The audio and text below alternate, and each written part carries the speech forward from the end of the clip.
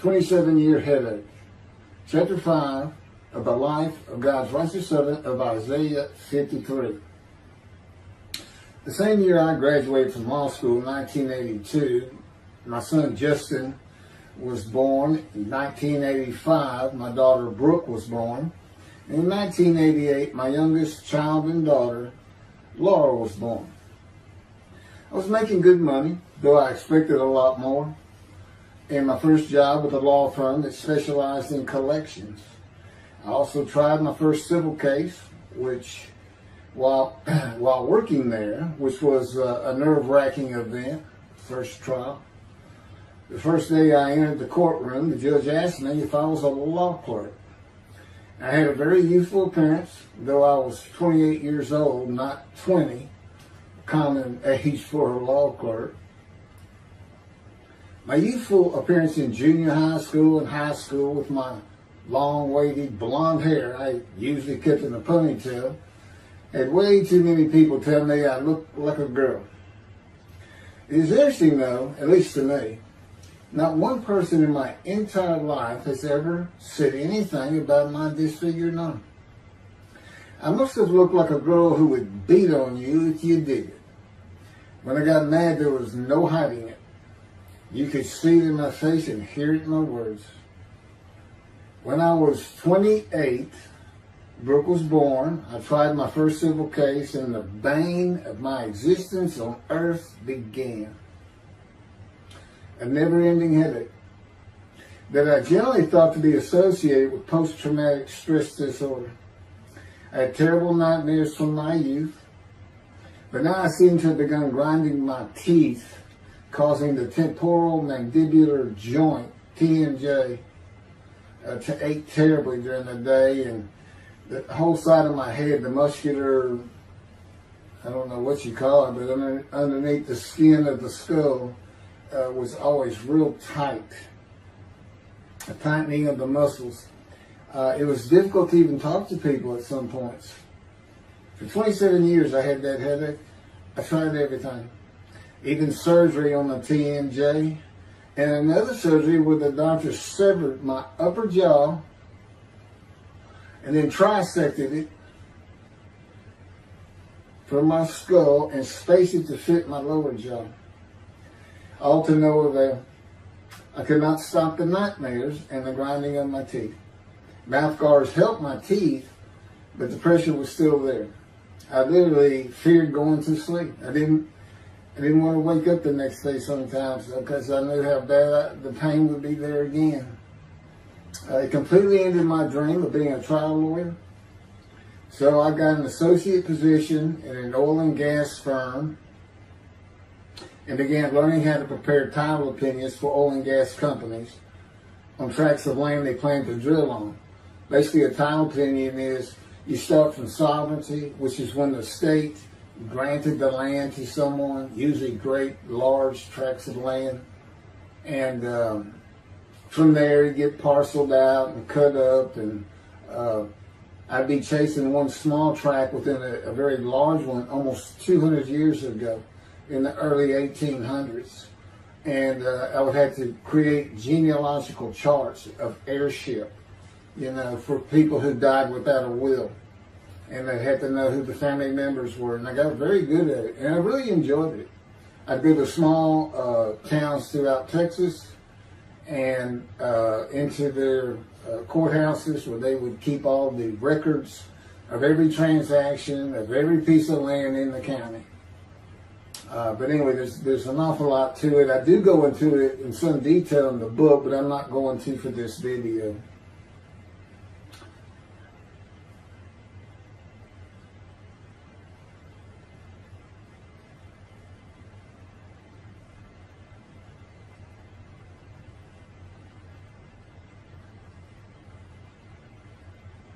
Eventually, I had my own firm. It's just me. In my own office, and I was doing very well, though billing hours for title work is generally lower than other areas of the law, by the hour. But I had also been involved in multi-million-dollar sales of production between oil and gas companies, probated wills, prepared affidavits of heirship, worked with landmen to fix title defects, appellate work, including arguments before justices, plea bargaining in criminal cases for defendants, and anything else that came my way. Then it all stopped, and once again I was fighting for my life in 2001. This is chapter 6, skin, colon, and lung cancer. Oh, just God would have me tell you, he gave me those headaches. When he came to me, I stopped having nightmares. He provides my dreams for me now, and often as a learning experience. But the grinding of the teeth, everything stopped, and I thought it was just because I wasn't having nightmares, and took away any symptoms of PTSD, for which I was receiving money from an insurance company for disability, partial disability. And that went on for about 7 years. Then one day we're out walking, year 7 of 13, and I had that headache. It just came, and I just stopped. And I said, "You got to be kidding. You did not give me those headaches." He said, "Yes, I did. It's necessary. You are considered the suffering servant of Isaiah 53. You had to suffer your entire life until you're suitable for my purpose," and that includes sitting every verse of Isaiah 53. At that time, I had finally read it, 7 years into all this. It was about year 2, I think. But yeah, he did. And, I ended up taking painkillers left and right and drinking with it, as so many people do. I was able to maintain, my life, my work, and everything, but it was enough to put the strain on my marriage that I pretty much blamed myself for it.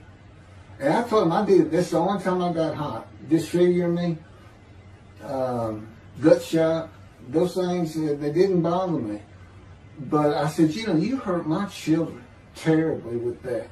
Because I became a bad father. I wasn't the father I could be. They love me and I love them. We don't have any serious risks. They're off living their lives and they're all doing great.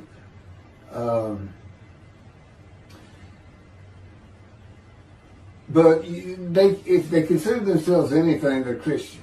And although I don't think any of them are overtly religious, or that they're in church every Sunday or anything like that, but when I started going to the conservative synagogue here in town, and I told them I was converting to be Jewish, they're pretty much just saying I would be a Jew, I guess. I'm not sure that I didn't believe in Jesus. It was probably more of it, God says. But really haven't talked to them much at all in 7 or 8 years. But anyway, so God gave me the headache just to make sure.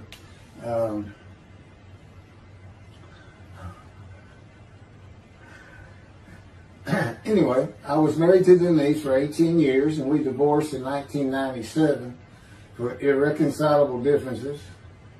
We agreed that she maintain custody of the children.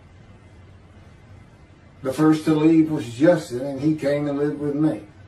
Then Brooke started getting in trouble, who is as tough as she is beautiful. Her mom's very difficult to get along with. Justin was a lot like me at his age, and trouble followed him everywhere he went. Like me, he was hard to talk to, and like me, his getting out of high school was a coin flip. He's doing great. He learned the oil and gas landman business, and I helped him out as much as I could, and friends of mine helped him out even a lot more. And he's very successful now. Married, no children. Laura's married, no children. She's got a great job. And Brooke is married with 2 children. I have 2 grandchildren. Long life, see his children. You'll see what I'm talking about, long life, when I get to the lung cancer that God chose to crush me with. Something had to be done, and to make matters worse, Denise had met a man and they were going to get married. But he didn't want Brooke. to be part of their new family, or Justin for that matter. He wasn't going to go stay with them anyway. Now, I had 2 of the children, and she had 1, but all still in her custody according to the divorce decree. So anyway, I stopped paying child support on those 2, but had not gotten around to the proper revision of the divorce decree when I took Justin and Brooke with me to live on the Big Island, Hawaii. Laura came with us to visit for a month. This oversight on my part resulted in Denise and now her 3rd husband filing papers in divorce court for past child support for all 3 children, for the time I had begun paying her 1/3 of the original amount. I represented myself. I had won contempt of court and was locked up for a day, but I never had to pay that money. By verbal agreement, I sent Laura back exactly 1 month later. I could not leave her out, and I wanted her to see where her brother and sister would be living. They were all so close and protective of each other, and still are to this day. And she was so sad. One of the hardest and emotionally painful things I have ever done was put her on the plane back to Houston. I can't think of anything else. The backdrop to moving to Hawaii was my firm was in dire need of new work. But the oil and gas industry was down. It's always up and down. And my clients were not drilling. A landman I knew called and said his sister in Hawaii, a brilliant eye doctor, but not a good businesswoman, needed help resolving creditor issues stemming from her new offices and equipment purchases. I told him it was a good time for me, as things were slow, and who's going to turn down a free expense trip to the Big Island, Hawaii? So I went and took care of everything without charge, but of course everything was paid for. When I came back to live in Hawaii at the urging of the doctor that I had helped, who did not like the look of an abrasion on my chest, and it had been there for years, I was examined by a friend of hers, and it was cancer. I don't remember what the doctor called it. He removed it in surgery with a 6-inch diameter circular cut, and it was not malignant.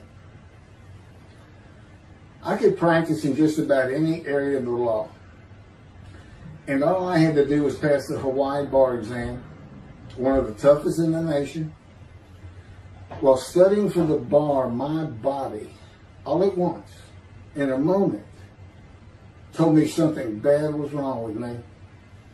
I had been running, swimming, riding my bike everywhere I went, letting Justin have the car, and had been feeling good and strong.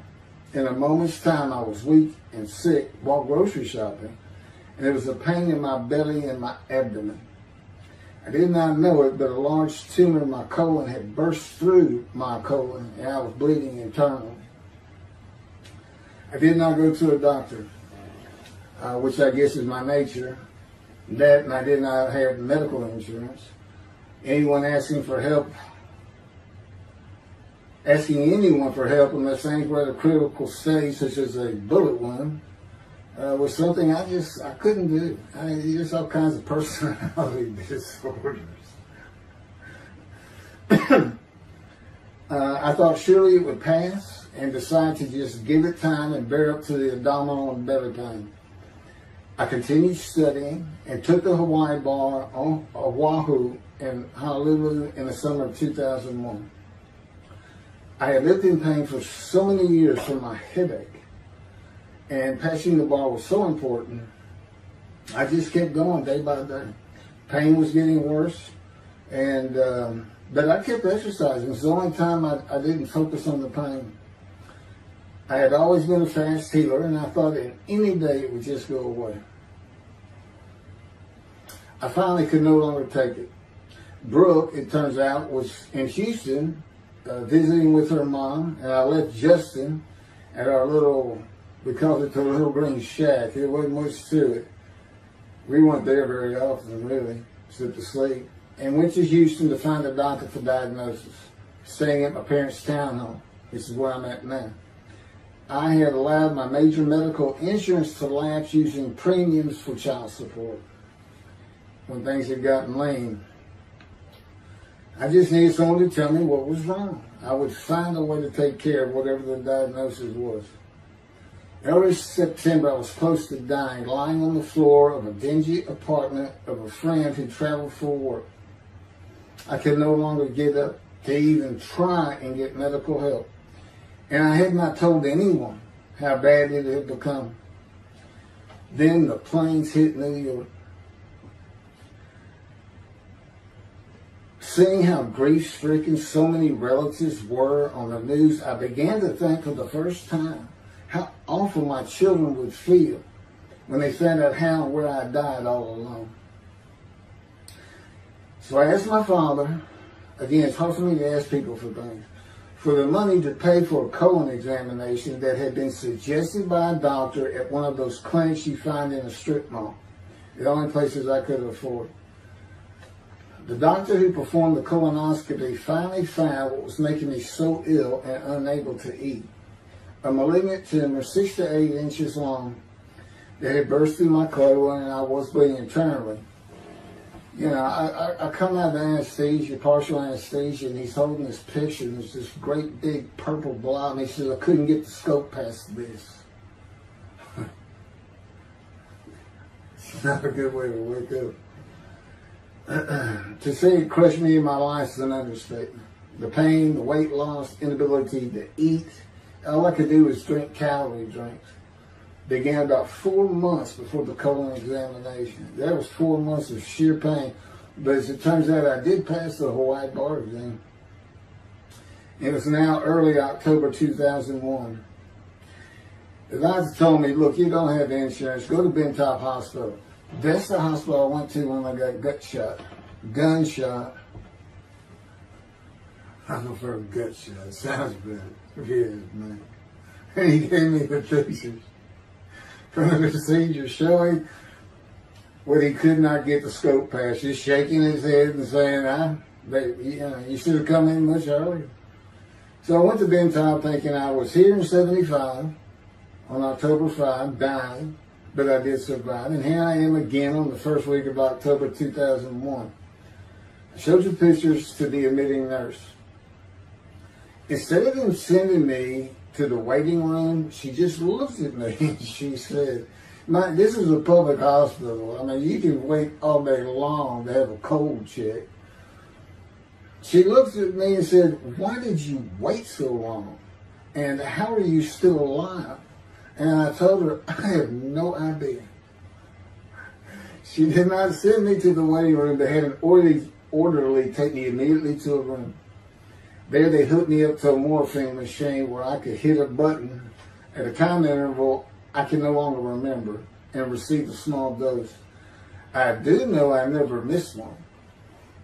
I was very depressed, and my parents who waited in that line for admittance with me looked so sad and depressed. It was not one of my better days, though I finally had some pain relief. Day after day, I lay there waiting for the next test they would run. It was during this time I received notification that Denise had filed papers in the divorce court to recover monies for the time I was taking care of 2 of the children.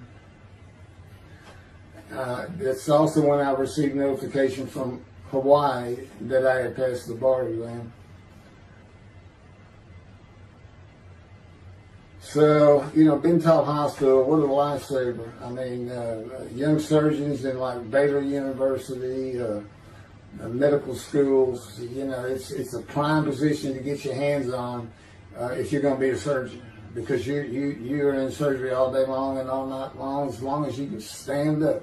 They're bringing people in. It's just a real hot spot in Houston and a great hospital. But it's not a place you want to stay. You really don't.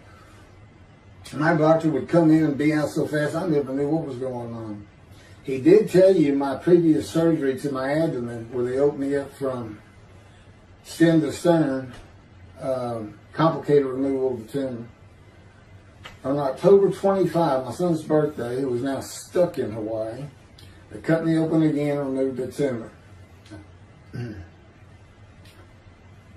It was about a week or so later, I was released with a schedule for chemotherapy.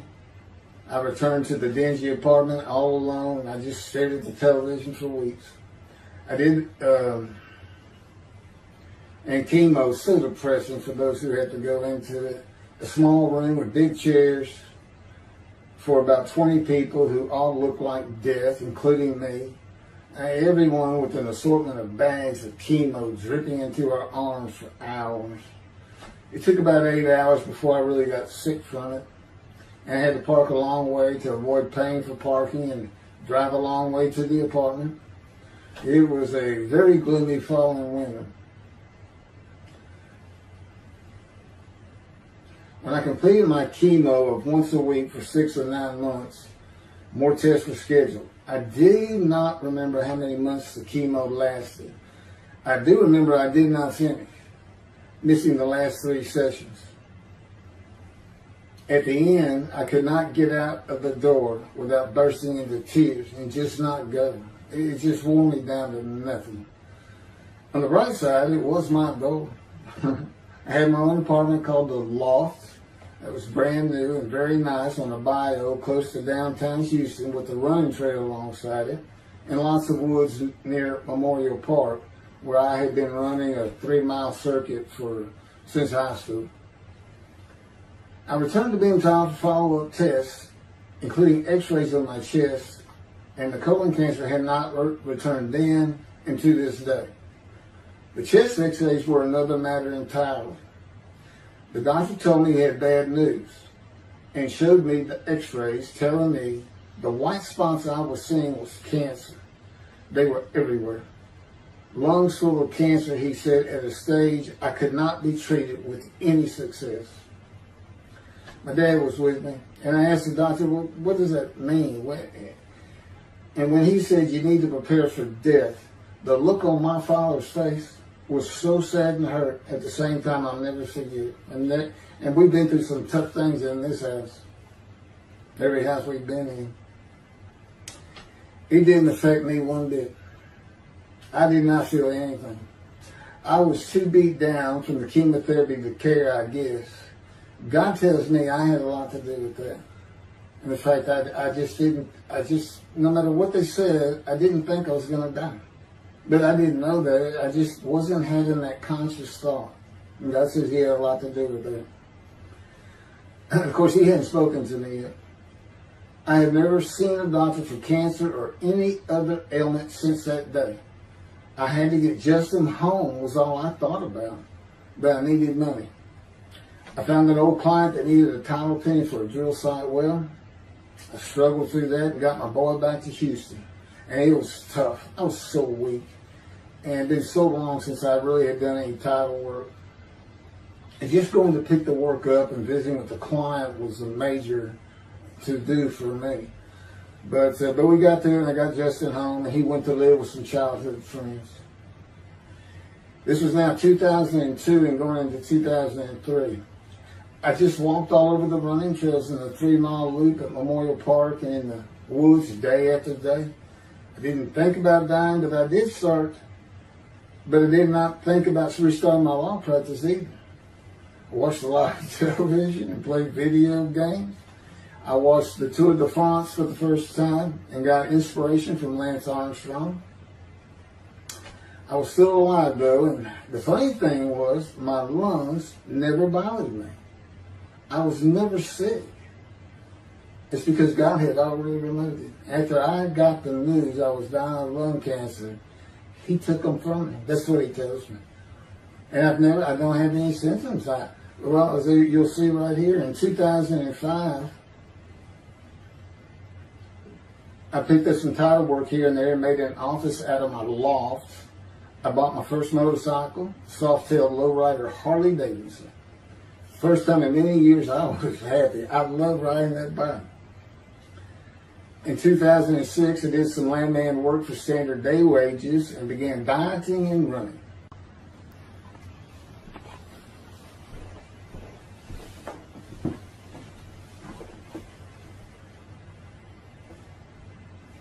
Once once again, my camera only goes for 29 minutes and 59 seconds, and I'm going to back up just a little bit. In 2006, I did some land work for standard day wages and began dieting and running. I had never been a swimmer in terms of training for it.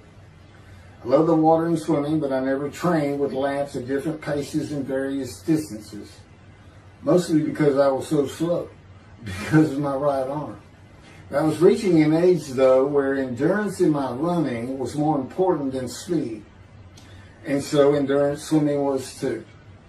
In Hawaii, I had seen the athletes come to Kailua Kona, where we live and where the Ironman triathlon begins and ends. Matter of fact, my little green shack was just right on the route where they start. That was a fun week, and it was amazing watching the athletes train and prepare for the race. I would think to myself, a human being, the human body cannot do what they are doing. Yet they were, and they did. It's just amazing.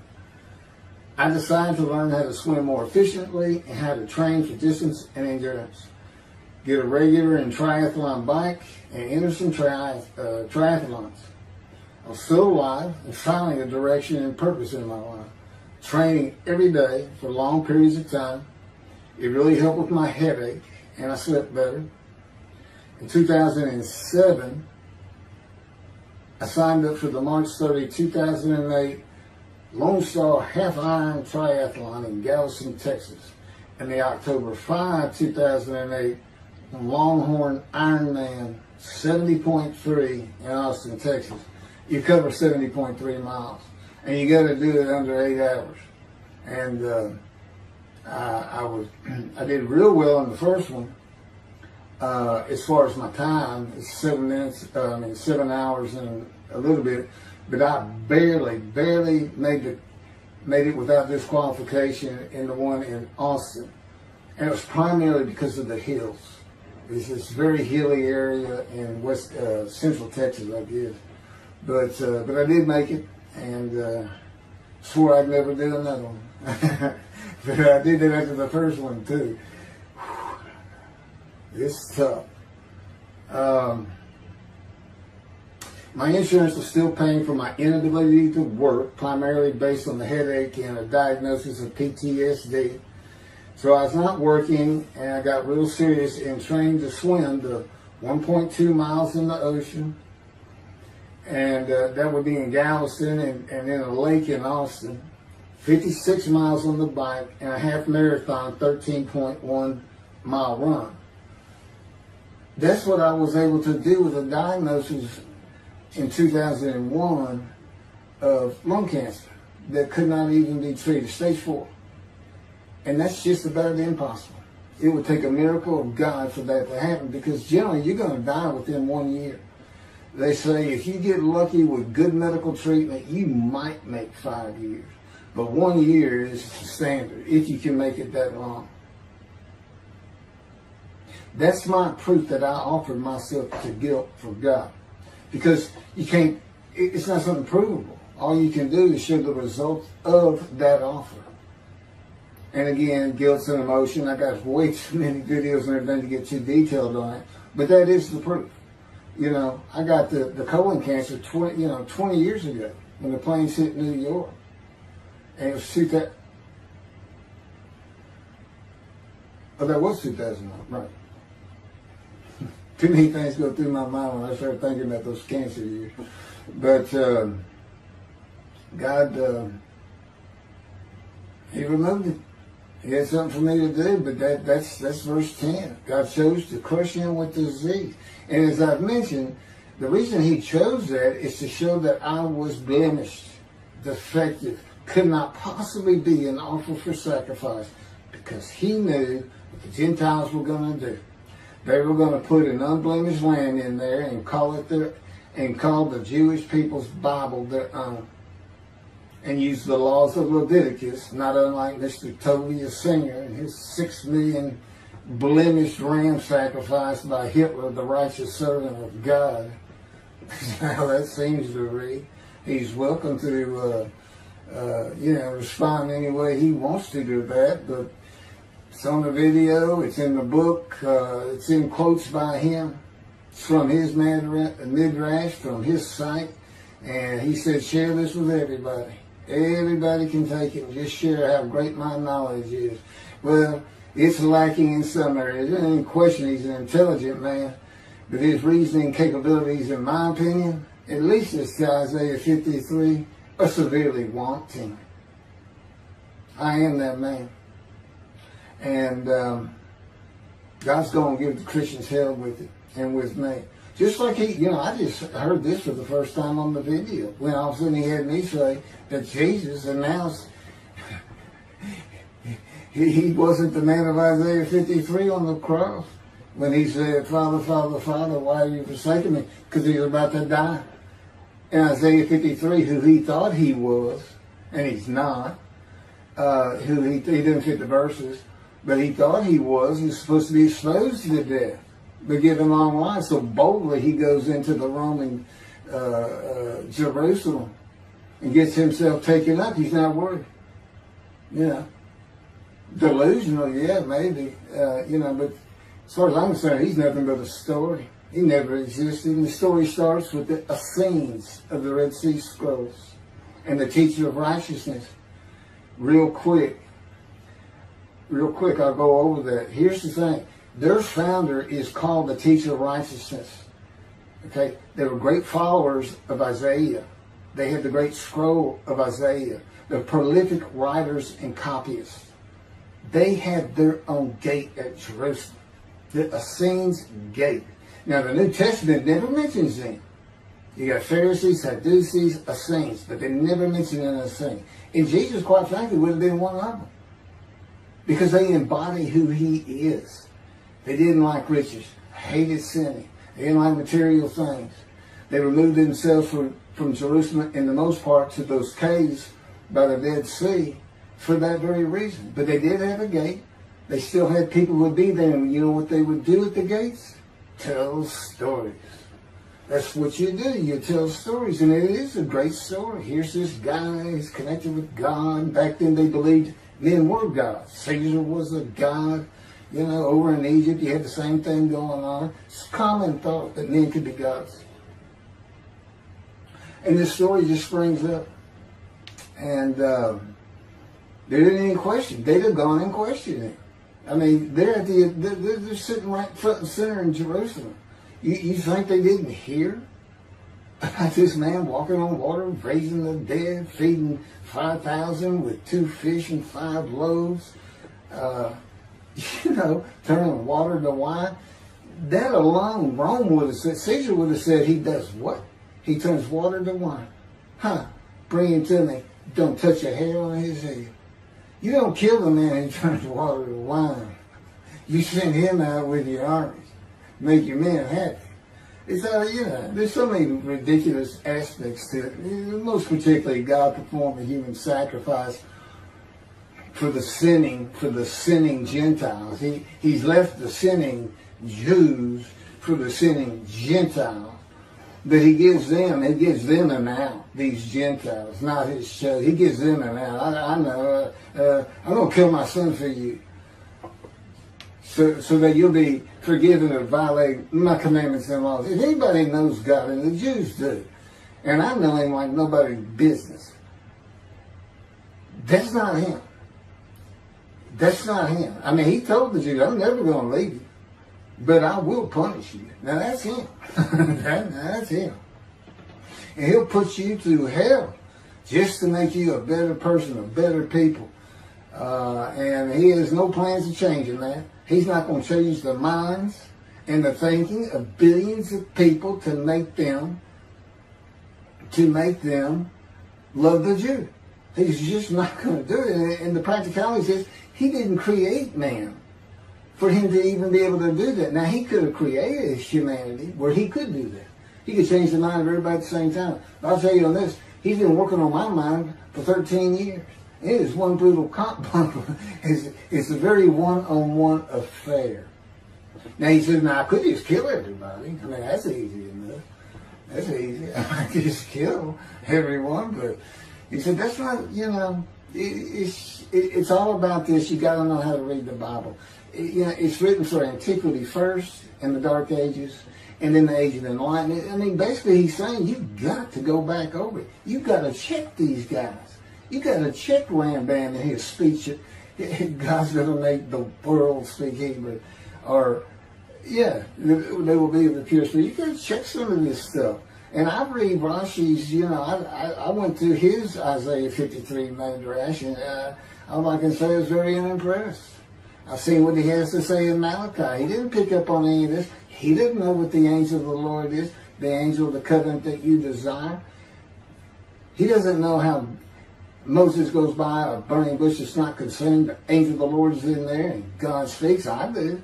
To me, it's just like, well, you just get some basic concepts, and all of a sudden, and quite frankly, it'll open up the scripture to the Jews.